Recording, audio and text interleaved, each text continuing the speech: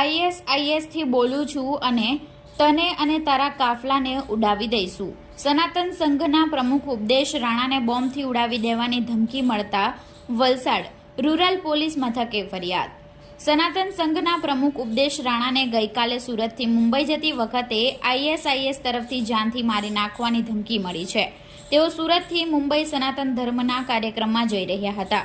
Valsad highway પરથી પસાર થતી વખતે તેમને સોશિયલ મીડિયા પર ઓડિયો કોલ આવ્યો હતો। ISISના એજન્ટે ફોન ઉપર ઉપદેશ રાણા અને તેમના કાફલાને બોમ્બથી ઉડાવી દેવાની ધમકી આપી। ત્યારબાદ બીજો ફોન પણ આવ્યો હતો। તરત જ ઉપદેશ રાણાએ વલસાડ પોલીસ કંટ્રોલ રૂમને જાણ કરી। પોલીસે તેમના કાફલાને સુરક્ષા સાથે મહારાષ્ટ્ર સરહદ સુધી પહોંચાડ્યો હતો। ISISના એજન્ટોએ તેમને વારંવાર ધમકી આપી છે। તેમના 3 સાથીઓની હત્યા પણ ISISના એજન્ટોએ કરી છે। સુરત ક્રાઇમ બ્રાન્ચે પકડેલા એક આરોપીએ કબૂલ્યું હતું કે ઉપદેશ રાણાની હત્યા માટે કરોડો રૂપિયાની સોપારી આપવામાં આવી છે। ઉપદેશ રાણાના ભાઈ સહિત સનાતન ધર્મના પ્રચાર સાથે જોડાયેલા 2 મિત્રોની હત્યા થઈ ચૂકી છે।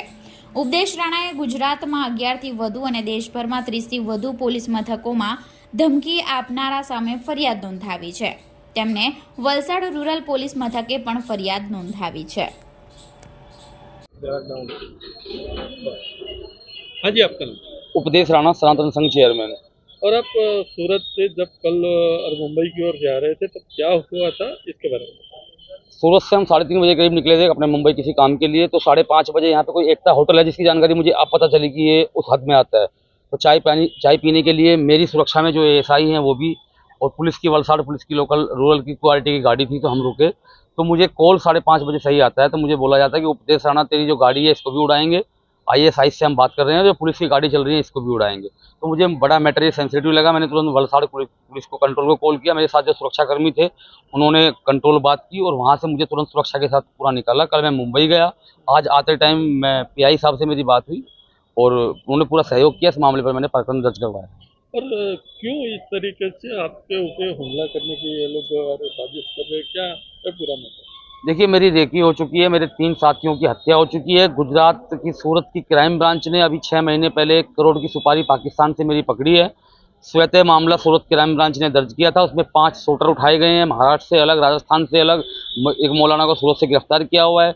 गुजरात में धंधुका में किशन भरवाड़ की हत्या हुई थी, उसमें गुजरात ATS का ये कहना है कि उपदेश राणा को मारना चाहते थे। कमलेश तिवारी को गुजरात के लोगों ने जाकर, मेरे बड़े भाई थे, उत्तर प्रदेश में मार दिया। उसमें ये स्पष्ट कर दिया कि वो उपदेश राणा भी टारगेट था। मतलब जो हिंदूवादी चेहरे हैं, जो सनातन की बात करते हैं, जो धर्म की बात करते हैं, जो देश की बात करते हैं, उनको चुन चुनकर मारा जा रहा है इसमें। क्यों?